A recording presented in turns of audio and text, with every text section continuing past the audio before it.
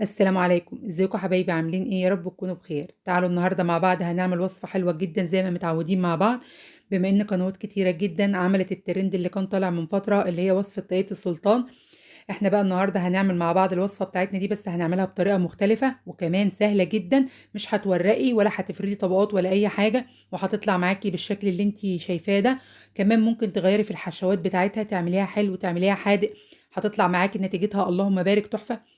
غير كده كمان انها كمان هشة جدا، قطنية مورقة خفيفة جدا جدا، وطعمها اللهم بارك تحفة. بس يا ريت تتفرجوا معايا للفيديو للآخر وتشوفوا كمان كل حاجة في الفيديو، علشان كل معلومة بتفرق يا جماعة في الوصفة دي. تمام؟ ولو عجبتكم الوصفة ما تنسوش تحطوا لي لايك وتشتركوا في القناة وتفعلوا زر الجرس فضلا وليس أمرا، أكون شاكرة ليكم جدا. تعالوا بقى بينا اما نشوف الفطيرة بتاعتنا دي عملناها ازاي، أو طريقة السلطان دي عملناها ازاي. وهوريكم كمان لما نقطعها شكلها قد ايه هي غنية وخفيفة جدا جدا وهشة. شايفين؟ انا هقطعها معاكم وهوريها لكم من جوه. شايفين شكلها؟ طرية جدا، قطنية هشة. شايفين؟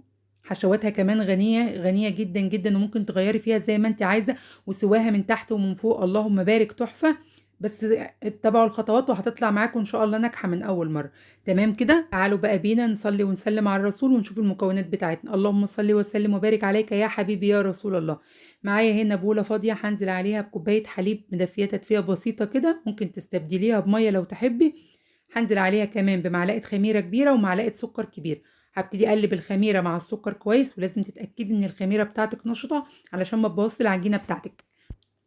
بعد ما اتاكدت ان الخميره والسكر دابوا تماما، هنزل عليهم ببيضه كبيره بدرجه حراره الغرفه زي ما انتم شايفين كده. هقلب بقى البيضه كويس مع الخليط بتاعي بالطريقه دي. اهم حاجه تتاكدي في كل مره انك بتدوبي المكون بتاعك كويس. معايا ايه كمان؟ معايا ربع كوبايه زيت، ده فنجان صغير يعادل ربع كوبايه زيت، ويا ريت الزيت ما يكونش ليه ريحه يا جماعه. ممكن تستعملي سمنه او زبده براحتك خالص زي ما تحبي. تمام كده؟ هنزل كمان عليهم بربع معلقه ملح صغيره او رشه بسيطه كده ما بين ايديكي، يا دوب بس ايه حاجه تظبط العجينه بتاعتك. تمام؟ وهبتدي اقلبهم كويس جدا مع بعض. هبتدي بقى اركن المكونات السائله بتاعتي واجيب الدقيق بتاعي. دول 500 جرام دقيق منخولين كويس جدا، ويا ريت تنخليهم مرتين او ثلاثه. تمام؟ هستخدم الاسباتولا بتاعتي. ما تنزليش بالدقيق كله مره واحده، لان كل نوع دقيق بيختلف عن التاني في امتصاصه للسوائل. تمام كده؟ في المرحله دي انا مش هشتغل بايدي، انا هشتغل بالاسباتولا بتاعتي زي ما انتم شايفين كده. هحط كميه الدقيق واتوهها في قلب السائل بتاعي. تمام؟ حابه تشتغلي بايدك براحتك، لو عندك عجان اشتغل مش هتفرق خالص. انا بس هحط كل شويه كده، كل ما الدقيق بتاعي يتشرب السوائل اقوم جايه نازله عليه بحبه دقيق تانيين. تمام؟ وهشتغل بالاسباتولا زي ما انتم شايفين كده لحد ما العجينه احس ان العجينه بتاعتي تقلت على الاسباتولا، هبتدي اشتغل بايدي. انا هنا كانت خلاص العجينه بتاعتي خلاص الاسباتولا بقت تقيله عليها، فهبتدي بقى ان انا استغنى عن الاسباتولا واشتغل بايدي. شايفين شكل العجينه؟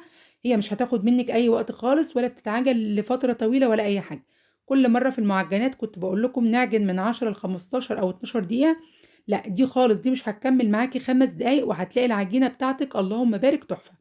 شايفين هنا؟ انا هنا كنت لميتها خالص، خدت قد ايه دقيق؟ خدت 500 جرام بالظبط. شايفين شكل العجينه بتاعتي قد ايه بقت ناعمه وطريه وليها عرق بتشد ازاي؟ وفي نفس الوقت كمان العجينة بتاعتي بتلزق حاجة بسيطة كده زي ما انتوا شايفين، علشان الفطاير بتاعتك تطلع معاكي طرية جدا وتطلع هشة زي ما انتوا شفتوها في اول الفيديو. خلاص كده؟ هنا كنت كده خلاص مش هعمل فيها اي حاجة ولا ادهنها بزيت ولا اي حاجة.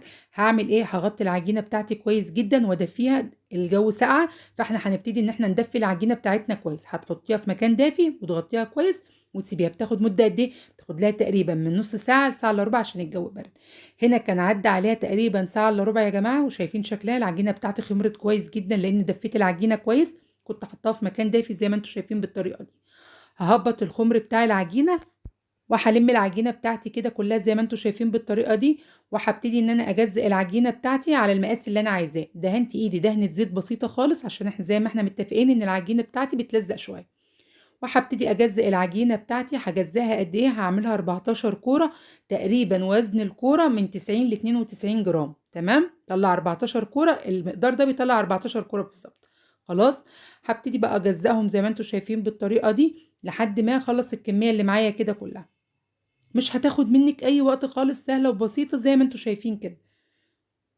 هجزأ بقى العجينة كلها. هنا كنت جزأتها خلاص كلها، شايفين دول 14 كرة زي ما انا قلت لكم. الحشوة بقى اللي تعجبك اشتغلي بيها، والحشوة اللي تفضليها واللي متاحة لك اشتغلي بيها. عايزة تحطي نوتيلا، عايزة تحطي مربى، عايزة تحطي جبنة، عايزة تحطي لحمة مفرومة، اللي يريحك واللي تفضليه. انا هشتغل بايه؟ انا هشتغل بجبنة فيتا عادية جدا، دي اللي كانت متاحة عندي، اللي انا هشتغل. تسيبيها سادة برضو براحتك، ما توقفيش نفسك على حاجة، اللي موجود اشتغلي بيه. هبتدي اخد كوره كده من العجين اللي انا قطعته ده، وهبتدي افردها حاجه بسيطه خالص كده، ما تفرديش قوي، احنا عايزين بس فرده بسيطه كده. ويا ريت ما تيجي تفردي، افردي من الطروف، ما تفرديش من النص. وهبتدي انزل عليها بقطعه جبنه، وهرجع المها تاني زي البقجه الصغيره كده، يعني هرجع اكورها تاني بالطريقه دي. هعمل معاكم واحده كمان زي ما انتم شايفين الطريقه سهله وبسيطه ازاي. بس اهم حاجه تخلي السطح بتاعها كله ناعم كده، مش هتاخد منك اي وقت، كميتها بسيطه وبتدي معاكي نتيجه حلوه جدا. شايفين شكلها؟ هخلص بقى الكمية بتاعتي كلها كده، ونرجع لبعض نشوف عملنا ايه تاني مع بعض.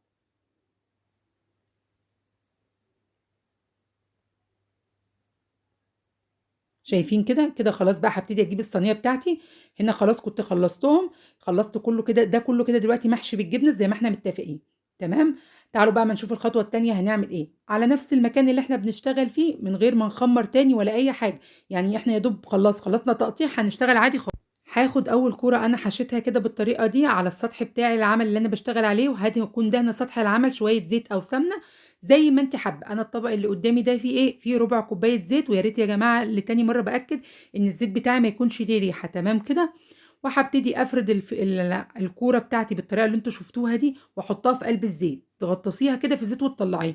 وهحطها في قلب صينيه زي ما انتوا شايفين كده. والصينيه بتاعتي كمان لازم تكون مدهونه زيت كويس جدا، او يا ريت تكون محطوط فيها ورق زبده. لو انت عارفه ان الصينيه بتاعتك ما بتلزقش زي الصينيه اللي انا شغاله فيها دي، ادهنيها بس زيت وخلاص. انا حطيت فيها دهنه زيت وطلعت اللهم بارك تحفه وزي الفل. تمام. انا هنا كنت عملت تاني واحده ودهنتها كده بالطريقه دي، وهحطها على التاني. لو لقيتيها مفتوحه منك من تحت اقفليها كده، مش هيجرى اي حاجه. هنحطها ازاي؟ هنحط نص الكوره الاولانيه على النص التاني بالطريقه اللي انتوا شايفينها دي. يعني احنا هنخلي الاولانيه بس اللي باين منها نصها. شايفين كده؟ كنت خلصت الكمية بتاعتي كلها. اظن هنا الشرح باين اكتر من الشكل باين اكتر من الشرح. تمام. في الوقت ده هغطي العجينة بتاعتي واسيبها ترتاح. اهم حاجة بقى في المرحلة دي يا جماعة ان احنا نريحها كويس جدا. يعني بمعنى اصح الفطيرة بتاعتنا دي لازم ترتاح وتاخد راحتها كده في الخمرة عشان تعلى منك وتديك النتيجة اللي انت شفتيها في اول فيديو. هسيبها ترتاح لمدة قد ايه؟ بتاخد لها تقريبا من 15 دقيقة ل 20 دقيقة، ما بتزودش عن نص ساعة في الجو البرد ده. هنا كان عدى عليها بالظبط 20 دقيقة. شايفين شكلها؟ اللهم بارك تحفة. الفطيرة بتاعتي ارتفعت جدا، ولسه كمان هترتفع معاكي في الفرن. وشايفين شكلها عامل ازاي. تعالوا بقى اما نعمل سائل التغطيه بتاعنا. انا معايا هنا صفار بيضه او بيضايه كامله براحتك خالص، ده كان صفار. حطيت عليه معلقتين اتنين حليب وابتديت ادهن بيهم الوش. تمام. ممكن تستبدليه بايه؟ ممكن تستبدليه بمعلقه ميه بمعلقه عسل اسود وعليها ربع كوبايه ميه. ممكن تستخدمي معلقتين اتنين سكر عليهم معلقتين اتنين ميه، براحتك خالص زي ما تحبي. ممكن تسيبيها كده وتستكفي ان انت تدهنيها دهنه زيت بس. بعد ما دهنت وش الفطيره بتاعتي بالطريقه اللي انتوا شايفينها ده، جبت طبق فيه سمسم وهبتدي ان انا اغطي الفطيره بتاعتي كلها بالسمسم. لو انت حابه تستخدمي حبه البركه براحتك، لو انت عايزه تعملي ميكس ما بين السمسم وحبه البركه برضو براحتك، لو حابه تسيبيها كده برضو براحتك. شايفين شكلها؟ اللهم بارك. بعد التغطيه تحفه جميله جدا، وشكلها وطعمها كانوا اكتر من رائعين. اتمنى ان انتوا تجربوها بالطريقه دي. هنا بقى كده كانت خلاص فطيرتي، هنركنها بقى على جنب ونبتدي نتكلم شويه عن التسويه. هنسوي بقى الفطيره بتاعتنا ازاي. انا اول ما ابتديت في دهان الوش شغلت البوتاجاز بتاعي على درجه 180 على رف اوسط. هندخل الفطيره بتاعتنا.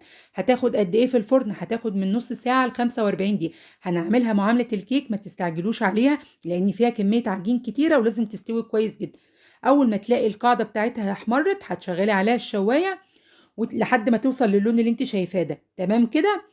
هنا كانت بالظبط قعدت قد ايه في الفرن؟ كانت قعدت 45 دقيقة. تمام. اول ما بتطلع من الفرن بنغطيها ونسيبها تهدى علشان العجينة بتاعتك تبقى طرية، ما تبقاش ناشفة كده. اول ما بتطلع العجينة بتاعتنا من الفرن بتبقى ناشفة شوية. مجرد ما بتغطيها بتطرى معاكي وتديكي الشكل اللي انت شايفاه ده. هتطلع معاكي تحفة ان شاء الله من اول مرة، بس جربيها بالطريقة دي. ولو وصلتي معايا لحد هنا في الفيديو ما تنسيش بقى تحطي لي لايك فضلا وليس امرا. تمام. هنا كانت الفطيره بتاعتي زي ما انتم شايفين كده طلعت. هقطعها معاكم وهوريكم ان هي لسه سخنه، ورغم كده طريه جدا وهشه وشكلها تحفه اللهم بارك. بصوا شايفين شكل الفطيرة بتاعتي؟ شايفين البخار اللي طالع منها لسه سخنة، ومع كده هشة وطرية جدا جدا. اتمنى ان انتوا تجربوا الوصفة دي، ولو عجبتكم ما تنسونيش في اللايك، واشوفكم على فيديو تاني ان شاء الله بخير. دمتم في رعاية الله وحفظه. دمتم